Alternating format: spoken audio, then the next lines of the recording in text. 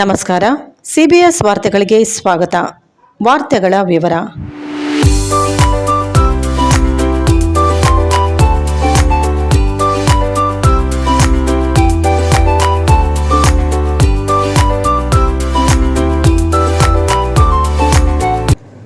ಈ ದಿನ ನಮ್ಮ ನ್ಯಾಯಾಲಯದಲ್ಲಿ ಲೋಕಾಯುಕ್ತ ಇರುವುದರಿಂದ ನಮ್ಮ ನ್ಯಾಯಾಲಯದಲ್ಲಿ ಈ ಒಂದು 3 ಜೋಡಿಗಳು ವಿವಾಹ ವಿಚ್ಛೇದನಕ್ಕಾಗಿ ಅರ್ಜಿಯನ್ನು ಸಲ್ಲಿಸಿದ್ದು, ಅದನ್ನು ನಮ್ಮ ನ್ಯಾಯಾಧೀಶರು ಇವರಿಗೆ ಮನವರಿಕೆ ಮಾಡಿ ಮತ್ತು ನಮ್ಮ ವಕೀಲರ ಒಂದು ಸಹಯೋಗದೊಂದಿಗೆ ಅವರು ಕೂಡ ನಮಗೆ ನಮ್ಮ ವಕೀಲರಿಗೆ ಸಹಾಯ ಸಹಕಾರವನ್ನು ನೀಡಿ ಈ ಒಂದು ಜೋಡಿಯನ್ನು ಮತ್ತೆ ಒಂದು ಮಾಡಿದ್ದಾರೆ.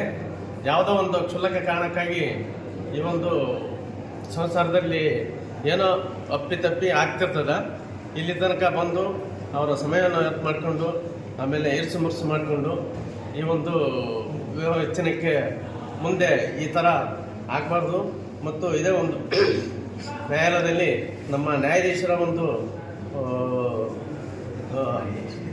ಆದೇಶದಂತೆ ಈ 3 ಕೂಡ ಜೋಡಿಗಳು ಇನ್ನೂ ಚೆನ್ನಾಗಿರಲಿ ಮತ್ತು ಅವರ ಒಂದು ಇದು ಜೀವನವು ಉಜ್ವಲವಾಗಿರಲಿ ಅಂತ ಈ ಸಂದರ್ಭದಲ್ಲಿ ನಮ್ಮ ವಕೀಲರ ಸಂಘದ ಪರವಾಗಿ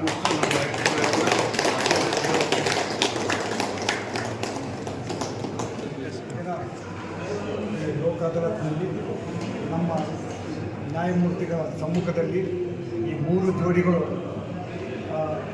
ರಾಜಿ ಮುಖಾಂತರ ಅವರು ಒಂದಾಗಿದ್ದಾರೆ.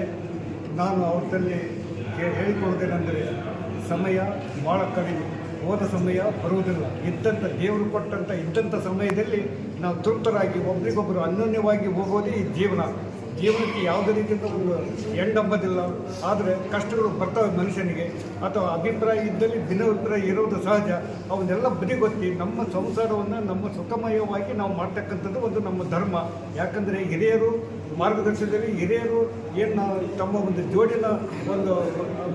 ಜೋಡಿ ಮಾಡಿರ್ತಾರೆ, ಅದು ಜೋಡಿನೇ ಕೊನೆವರೆಗೆ ಇರ್ತಕ್ಕಂಥದ್ದು. ಅದಕ್ಕೆ ದಯಮಾಡಿ ತಮ್ಮೆಲ್ಲರನ್ನ ಕೈ ಮುಗಿದು ತಮ್ಮಲ್ಲಿ ರಿಕ್ವೆಸ್ಟ್ ಮಾಡ್ಕೊತೀವಿ, ತಾವೆಲ್ಲ ಏನಪ್ಪ ಅಂದ್ರೆ ಅನ್ಯೋನ್ಯವಾದಂಥ ಜೀವನ ಮಾಡಿರಿ. ಯಾಕಂದರೆ ಜೀವನ ಶಾಶ್ವತ ಅಲ್ಲ. ಆದರೆ ಇದ್ದಂಥ ಟೈಮ್ನಲ್ಲಿ ನಾವು ಒಳ್ಳೆಯ ರೀತಿಯಿಂದ ಒಂದು ಗಂಡ ಹೆಂಡತಿ ಪ್ರೀತಿ ಪ್ರೇಮದಿಂದ ಹೋಗೋದೇ ಒಂದು ಮುಖ್ಯವಾಗಿದೆ. ಆ ಒಂದು ನಿಟ್ಟಿನಲ್ಲಿ ನಮ್ಮ ನ್ಯಾಯಾಧೀಶರ ಸಮಕ್ಷಮದಲ್ಲಿ ನಾವು ನಮ್ಮ ನ್ಯಾಯಾಧೀಶರಿಗೆ ನಾವು ಎಷ್ಟು ಧನ್ಯವಾದಗಳನ್ನು ಹೇಳಿದ್ರು ಕಡಿಮೆನೇ. ಯಾಕಂದರೆ ಅವರ ಸಮಕ್ಷಮದಲ್ಲಿ ಆಗಿದೆ. ಇದು ಒಂದು ನ್ಯಾಯಾಲಯ ಒಂದು ದೊಡ್ಡ ಒಂದು ಈ ರೀತಿ ನಮ್ಮ ರಾಜ್ಯಾದ್ಯಂತ, ನಮ್ಮ ತಾಲೂಕಿನಾದ್ಯಂತ ಮತ್ತು ಜಿಲ್ಲೆಯಾದ್ಯಂತ ಇಂಥ ಒಂದು ಸಾಕಷ್ಟು ಮಾಡ್ತಾ ಇದ್ದಾರೆ. ನಾವು ನ್ಯಾಯಾಲಯಕ್ಕೆ ನಾವು ಒಂದು ವಂದನೆಗಳನ್ನು ಸಲ್ಲಿಸತಕ್ಕಂಥದ್ದು ನಮ್ಮೆಲ್ಲರ ಕಕ್ಷಿದಾರರ ಮತ್ತು ವಕೀಲರ ಆದ್ಯ ಕರ್ತವ್ಯವಾಗಿದೆ.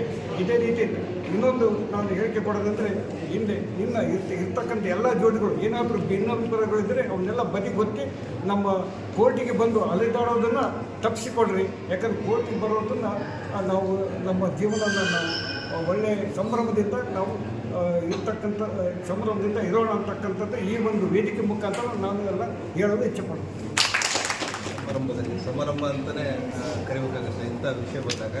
ಯಾಕೆಂದರೆ ಮದುವೆ ಅಂತಂದರೆ ನಾವು ಬ್ರಹ್ಮಗಂಟ ಅಂತ ಹೇಳ್ತಿದ್ವಿ. ಅಂದರೆ ನಮಗೆ ಮುಂಚೆನೇ ನಾವೆಲ್ಲ ಮದುವೆಗೆ ಬ್ರಹ್ಮನೇ ನಮಗೆ ಜೋಡಿ ಒದಗಿಸಿರ್ತಾನಂತ. ಅದೇ ಥರ ಕೆಲವೊಂದು ಸಣ್ಣ ಪುಟ್ಟ ಭಿನ್ನಾಭಿಪ್ರಾಯಗಳು ಬಂದಿರ್ತವೆ.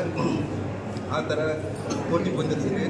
ಹಾಗಾಗಿ ಮಾನ್ಯ ನ್ಯಾಯಾಧೀಶರು ಮುತುವರ್ಜಿ ವಹಿಸಿ ಎಲ್ಲವನ್ನೂ ಮತ್ತೆ ಪುನಃ ವಿವಾಹ ವಿಚ್ಛೇದನ ಆಗಲಾರ್ದಂಗೆ ಮುಂದಿನ ಜೀವನ ಮತ್ತು ಸಂತೋಷವಾಗಿರಲಿ ಅಂತಂದೇಳಿ ಅವರು ಆಶೀರ್ವಾದ ಮತ್ತು ಎಲ್ಲ ವಕೀಲರ ಆಶೀರ್ವಾದ ತಮ್ಮ ಇರಲಿ. ಮತ್ತು ಮುಂದಾದರೂ ತಾವು ಒಳ್ಳೆಯ ಜೀವನ ನಡೆಸ್ರಿ, ಸಂಸಾರ ನಡೆಸ್ರಿ ಅಂತಂದೇಳಿ ಈ ಸಂದರ್ಭದಲ್ಲಿ ಹೇಳೋದು. ಖುಷಿ ಆಗ್ತಿದೆ.